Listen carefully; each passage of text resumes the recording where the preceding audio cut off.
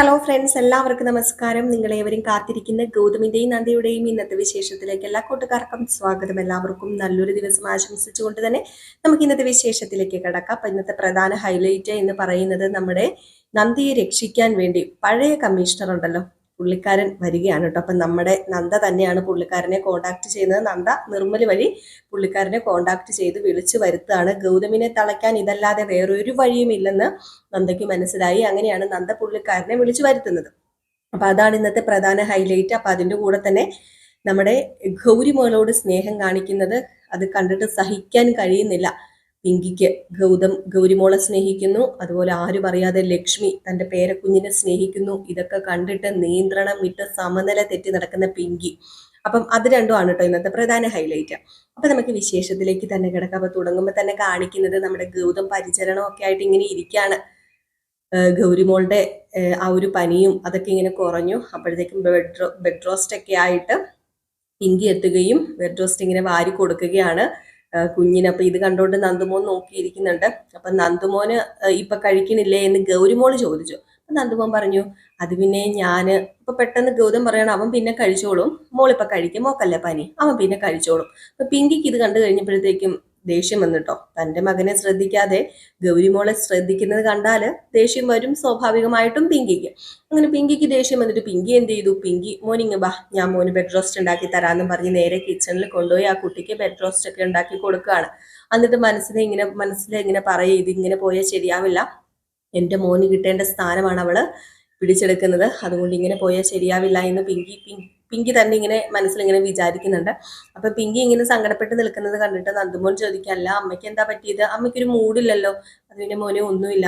അല്ല, അമ്മയ്ക്ക് എന്തോ പറ്റി, അമ്മയ്ക്ക് മൂടില്ല, എനിക്ക് അമ്മ മുഖം കണ്ടാൽ നന്നായിട്ട് അറിയാന്ന് പറഞ്ഞപ്പോ ഈ കുട്ടിക്ക് പോലും എന്നെ മനസ്സിലായി. പക്ഷെ ഗൗതമിന് എന്നെ മനസ്സിലാക്കാൻ കഴിയുന്നില്ല. ഇത്രയും നാളും എൻ്റെ കൂടെ ജീവിച്ചിട്ട് ഗൗതമിന് ഇതുവരെ എന്നെ മനസ്സിലാക്കാൻ കഴിഞ്ഞില്ലല്ലോ എന്നിങ്ങനെ ചിന്തിക്കുകയാണ്. അപ്പൊ ഈ ഒരു സീൻ കഴിഞ്ഞ് പിന്നെ കാണിക്കുന്നത് പോലീസ് സ്റ്റേഷനിലെ ലോക്കപ്പിൽ കിടക്കുന്ന നന്ദേനെയാണ്.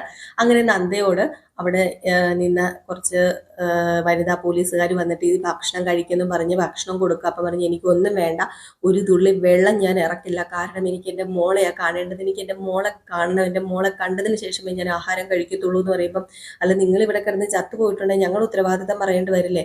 പറയണം, നിങ്ങൾ തന്നെ ഉത്തരവാദിത്തമൊക്കെ പറയണം. കാരണം നിങ്ങളുടെ മക്കളെ കാണാതെ എത്ര ദിവസം നിങ്ങൾ പിടിച്ചു നിൽക്കും? നിങ്ങളുടെ മക്കളെ ഒരാൾ തട്ടിക്കൊണ്ടുപോയാൽ നിങ്ങളുടെ തൊണ്ടയിൽ നിന്ന് വെള്ളം ഇറങ്ങുമോ? ഇല്ലല്ലോ. അതുപോലത്തെ ഒരു അവസ്ഥ. നിങ്ങളൊക്കെ അമ്മമാരല്ലേ, നിങ്ങൾക്കൊക്കെ അതൊന്നും ചിന്തിക്കത്തില്ലേന്ന്. അപ്പൊ ഈ പോലീസുകാർക്കൊക്കെ നമ്മുടെ നന്ദയുടെ കൂടെ നിൽക്കണമെന്ന് തന്നെയാണ് അഭിപ്രായവും താല്പര്യവും ഒക്കെ. കാരണം ആ പോലീസുകാരികൾ അങ്ങോട്ടും ഇങ്ങോട്ടും സംസാരിക്കുന്നു, പോലീസുകാർ അങ്ങോട്ടും ഇങ്ങോട്ടും ചർച്ച ചെയ്യുന്നുണ്ട്. ഇത് എന്താ കമ്മീഷണറിന്, ഇത് എന്തിന്റെ സൂക്കേടാ, ഇങ്ങനെ ഒരു പെൺകുട്ടീനെ ഇവിടെ പിടിച്ചുകൊണ്ട് വന്നത് എന്തിനാണെന്ന് ചോദിക്കുമ്പോൾ വേറൊരു പോലീസുകാരി പറയുന്നുണ്ട്, ഇത് മുൻ ഭാര്യയായിരുന്നു, അവരുടെ കുഞ്ഞാണ് ഗൗരിമോള്, അപ്പൊ അങ്ങനെ എന്തോ കുടുംബ പ്രശ്നം കുറച്ചുണ്ടെന്ന്. അപ്പൊ വേറൊരു പോലീസുകാർ, എത്ര കുടുംബ പ്രശ്നമാണെങ്കിലും സ്വന്തം കുഞ്ഞിനെയും അമ്മേനെ മാറ്റി നിർത്താന്ന് പറയുന്നത് അത് എന്ത് ന്യായമാ, എന്ത് ന്യായനീതി വ്യവസ്ഥ അതൊക്കെ. ഇതൊക്കെ സത്യം പറഞ്ഞ കമ്മീഷണർ കൊണ്ട് മാത്രമേ കഴിയുകയുള്ളൂ എന്ന് പറയുമ്പോൾ വേറൊരാൾ പറയാണ്, എന്ത് ചെയ്യാനാ, നമുക്കിതൊക്കെ പഞ്ചപുഞ്ചടക്കി നിന്ന് അനുസരിക്കാന്നുള്ളതല്ലാതെ വേറൊരു മാർഗ്ഗമില്ലല്ലോ, നമുക്കിതൊക്കെ അനുസരിക്കാനല്ലേ പറ്റത്തുള്ളൂ, കമ്മീഷണറായി പോയില്ലേ എന്നൊക്കെ പറയുന്നു. അപ്പൊ ഇവരിങ്ങനെ നിൽക്കുകയാണ്. അപ്പൊ ഈ സമയത്താണ് നമ്മുടെ ഇന്ദീവരം തറവാട്ടില് ലക്ഷ്മി റൂമിലേക്ക് കയറി ചെല്ലുമ്പം ഗൗരിമോൾ ഇങ്ങനെ കിടന്നുറങ്ങുക. അപ്പൊ ലക്ഷ്മി ഇങ്ങനെ മോളെ കണ്ടു കഴിഞ്ഞപ്പോഴത്തേക്കും, നിന്നെ ഞാൻ ഇത്രയും നാൾ അറിയാതെ പോയല്ലോ, നീ എൻ്റെ പേരക്കുട്ടിയല്ലേ, നിന്നെ ഞാൻ ഇത്രയും നാൾ അറിഞ്ഞില്ലല്ലോ മോളെ, എന്ത് പറ്റി, എനിക്കറിയില്ല, ഒരു രക്തത്തിൽ ഒരു കുഞ്ഞുണ്ടായിട്ടും ആ കുഞ്ഞിനെ താലോലിക്കാനാകാതെ, ആ കുഞ്ഞിന്റെ കളിചിരികളൊന്നും കേൾക്കാതെ ഇന്ദീവരം തറവാട് ഇത്രയും നാളും ഉറങ്ങുകയല്ലായിരുന്നു മോളെ, എവിടെയായിരുന്നു മോളെ, മോളെന്റെ ഗൗതം മോന്റെ രക്തമാണെന്ന് ഞാൻ അറിയാതെ പോയല്ലോ, എത്രമാത്രം ആഗ്രഹിച്ചിട്ടുണ്ടല്ലോ ആ രക്തത്തിൽ ഒരു കുഞ്ഞിനെ എന്നൊക്കെ ഇങ്ങനെ ആ കുട്ടിയുടെ മുഖത്ത് നോക്കി പറയും. അപ്പൊ ഈ കുട്ടി കിടന്ന് ഉറങ്ങാണ് കേട്ടോ. അങ്ങനെ ആ കുട്ടീനെ ഒരുപാട് ഉമ്മയൊക്കെ വെക്കുന്ന, കവളിലും നെറ്റിയിലും ഒക്കെ ഒരുപാട് ഉമ്മ കൊടുക്കുക, ഞാൻ നിന്റെ അച്ഛമ്മയാണെന്നൊക്കെ പറഞ്ഞുകൊണ്ട്. അപ്പോഴാണ് പെട്ടെന്ന് നമ്മുടെ പിങ്കി ബാത്റൂമിനകത്ത് നിന്ന് ഇറങ്ങി വന്ന് ഈ ഒരു കാഴ്ച കണ്ടുകൊണ്ട് ഇങ്ങനെ നിൽക്കുന്നത്. പിങ്കി ഇങ്ങനെ നിന്ന് നോക്കിയതും ഇങ്ങനെ ഉമ്മ കൊടുക്കുന്നു, സ്നേഹിക്കുന്നു, സഹിക്കാൻ കഴിയുമോ? പെട്ടെന്ന് ലക്ഷ്മി നോക്കിയപ്പം പിങ്കിനെയും കണ്ടു. പിങ്കിയോട് ലക്ഷ്മി പറഞ്ഞു, അല്ല മോളിവിടെ ഉണ്ടായിരുന്നോ? അത് പിന്നെ അമ്മ ഞാൻ ഫ്രഷ് ആവുമായിരുന്നു, ഞാൻ ബാത്റൂമിൽ ഉണ്ടായിരുന്നു എന്ന് പറഞ്ഞു. ആ എങ്കിൽ പിന്നെ ഞാൻ നന്ദുമോനെ തിരക്കി വന്ന. നന്ദുമോൻ എന്തി? അല്ല, നന്ദുമോൻ താഴെ ഉണ്ടല്ലോ. ആണോ?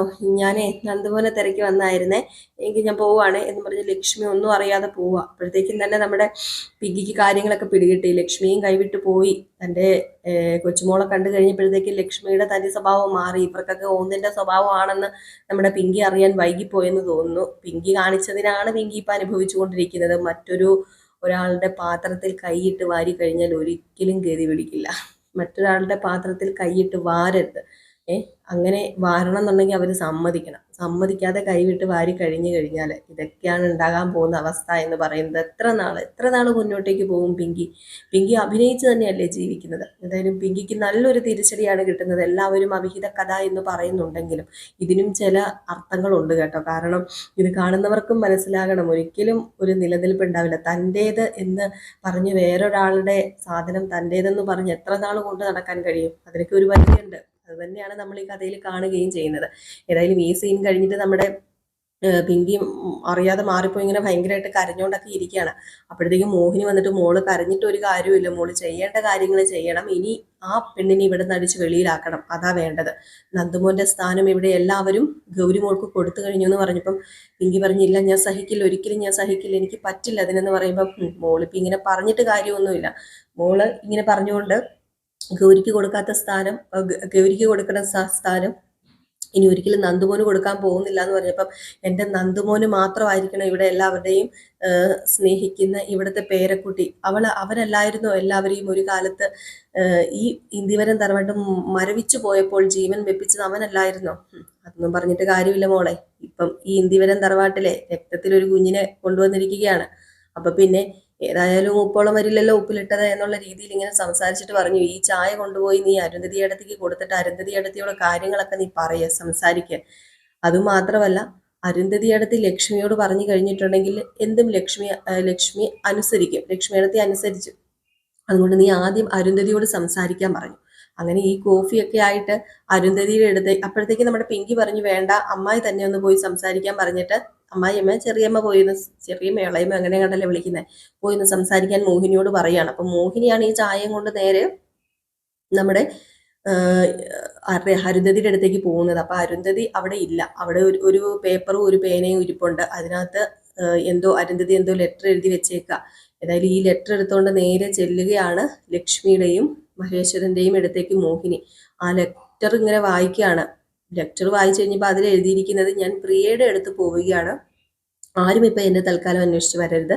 ഇന്ദിവരം തറവാട്ടുകാർക്ക് എന്നോട് സ്നേഹമുണ്ടെന്ന് എനിക്കറിയാം, ഓരോ അംഗങ്ങൾക്കും. അതുകൊണ്ടാണ് ഞാൻ നിങ്ങളോട് പറയാതെ പോയി എന്നൊരു പേര് വരരുത്. അതുകൊണ്ടാണ് ഞാൻ എഴുതി വെച്ചിട്ട് പോകുന്നത്. ഞാൻ അല്ലാതെ നിങ്ങളോട് പറഞ്ഞാൽ ചിലപ്പോൾ നിങ്ങൾ സമ്മതിച്ചെന്ന് വരില്ല. അതുകൊണ്ട് ഞാൻ പോവുകയാണ്. ഇന്ദിവരം തറവാട്ടിൽ നിന്ന് താൽക്കാലികമായി കുറച്ച് ദിവസം മാറി നിൽക്കാനാണ് എൻ്റെ തീരുമാനം എന്നൊക്കെ പറഞ്ഞിട്ടാണ് പോയത്. ഇനിയിപ്പോൾ ആര് തീരുമാനങ്ങൾ എടുക്കും? തീരുമാനങ്ങൾ എടുക്കേണ്ട തറവാട്ടമ്മയായിരുന്നു ഇന്ദിവരത്തിലെ നമ്മുടെ അരുന്ധതി.